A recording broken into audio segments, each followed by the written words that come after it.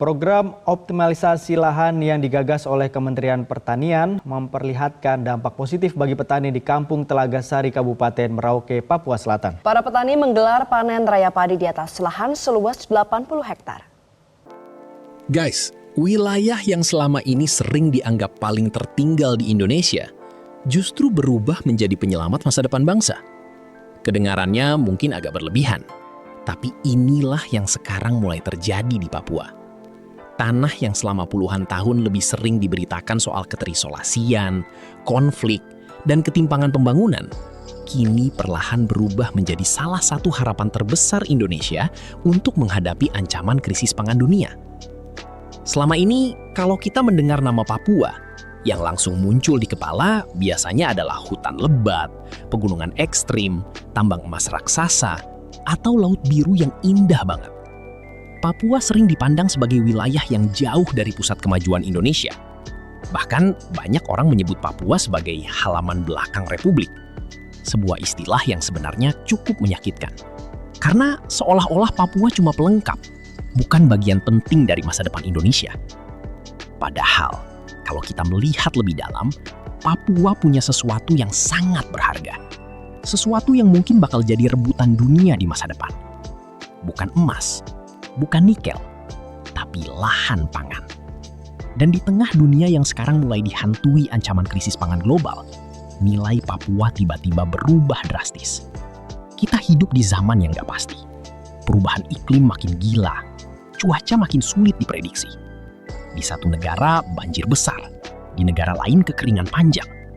Belum lagi perang, konflik geopolitik, dan gangguan rantai pasok global yang bikin harga pangan dunia naik turun gak karuan.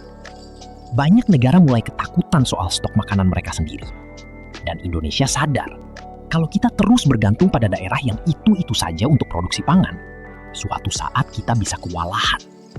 Selama ini pusat pangan Indonesia memang banyak bertumpu di Pulau Jawa dan sebagian Sumatera. Tapi masalahnya, lahan di Jawa makin sempit. Populasi terus bertambah. Industri dan perumahan berkembang sangat cepat. Sawah perlahan berubah jadi bangunan. Dan disinilah Papua mulai dilirik serius. Pemerintah akhirnya melihat bahwa Indonesia bagian timur, terutama Papua, punya potensi luar biasa besar untuk menjadi pusat ketahanan pangan baru. Bukan proyek kecil, tapi proyek jangka panjang yang diproyeksikan bisa mengubah masa depan Indonesia. Dan titik paling panas dari proyek ini ada di Merauke, Papua Selatan. Kalau kalian lihat peta Indonesia, Merauke itu benar-benar ada di ujung timur, berbatasan langsung dengan Papua Nugini. Wilayahnya luas banget. Bahkan saking luasnya, banyak ahli pertanian dari dulu percaya kalau Merauke bisa jadi lumbung pangan nasional. Ide ini sebenarnya bukan hal baru, sudah pernah muncul lebih dari 1 dekade lalu. Tapi waktu itu, proyeknya jalan setengah hati. Banyak masalah teknis, sosial, sampai politik yang bikin semuanya mandek. Namun beberapa tahun terakhir situasinya berubah. Ancaman krisis pangan global bikin pemerintah nggak bisa lagi santai.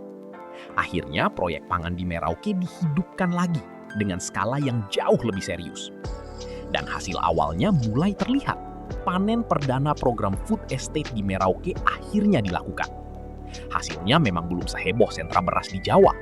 Produksinya sekitar 2,5 sampai 2,8 ton gabah per hektar. Tapi justru disitulah letak pentingnya. Karena itu membuktikan kalau lahan di Merauke benar-benar bisa ditanami secara serius. Pemerintah juga nggak asal tanam. Mereka menggunakan varietas padi khusus yang cocok dengan kondisi rawa dan iklim Papua Selatan. Teknologi pertaniannya disesuaikan langsung dengan karakteristik wilayah setempat. Jadi bukan sekedar memindahkan pola pertanian Jawa ke Papua. Ada riset, ada penyesuaian, dan ada kolaborasi dengan lembaga penelitian nasional. Pelan-pelan, Merauke mulai berubah wajah. Wilayah yang dulu dikenal sepi, kini mulai dipenuhi aktivitas pertanian modern. Jalan mulai dibangun, infrastruktur mulai diperbaiki. Dan Indonesia mulai melihat Papua bukan cuma sebagai daerah pinggiran, tapi sebagai masa depan baru ketahanan pangan nasional. Tapi tentu saja, cerita ini nggak sesederhana tanam padi lalu semua selesai. Ada sisi yang jauh lebih sensitif, yaitu soal masyarakat adat Pasua. Karena bagi masyarakat lokal, tanah itu bukan sekedar aset ekonomi. Tanah adalah identitas. Tanah adalah kehidupan. Banyak masyarakat adat di Merauke sejak dulu hidup dari hutan, sagu, berburu, dan alam sekitar. Jadi, ketika proyek pangan besar masuk, muncul pertanyaan besar. Apakah masyarakat lokal bakal ikut sejahtera atau malah tersingkir di tanah sendiri? Kekhawatiran ini bukan tanpa alasan. Papua punya sejarah panjang soal konflik lahan dan ketimpangan pembangunan. Makanya, banyak tokoh adat mulai angkat suara. Mereka pada dasarnya mendukung pembangunan. Mereka ingin Papua maju. Tapi, mereka juga nggak mau masyarakat asli hanya jadi penonton. Dan untungnya pemerintah tampaknya mulai belajar dari kesalahan masa lalu. Pendekatan yang dipakai sekarang lebih hati-hati. Banyak lahan tahap awal berasal dari tanah negara atau lahan yang sudah melalui persetujuan masyarakat adat lewat musyawarah. Pendekatan ini penting banget supaya proyek besar nggak berubah jadi konflik besar. Karena kalau pembangunan cuma mengejar angka produksi tanpa memperhatikan masyarakat lokal, hasilnya pasti bakal berantakan. Papua bukan tanah kosong. Papua adalah rumah bagi banyak suku dengan sejarah dan budaya yang sangat kuat.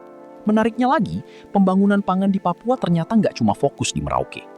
Di Papua Tengah, pemerintah justru mengambil pendekatan yang berbeda total. Semua ini berawal dari tragedi yang terjadi pada tahun 2023. Waktu itu, wilayah Agandu Gume dan Sinak di Kabupaten Puncak mengalami krisis pangan yang sangat parah akibat El Nino ekstrim. Kekeringan panjang menghancurkan pertanian warga. Banyak hasil panen gagal total, dan akses ke daerah itu sangat sulit. Situasinya sampai separah bantuan makanan harus dijatuhkan lewat udara menggunakan pesawat. Bayangin guys, di zaman sekarang masih ada wilayah Indonesia yang harus menunggu bantuan makanan dari langit untuk bertahan hidup.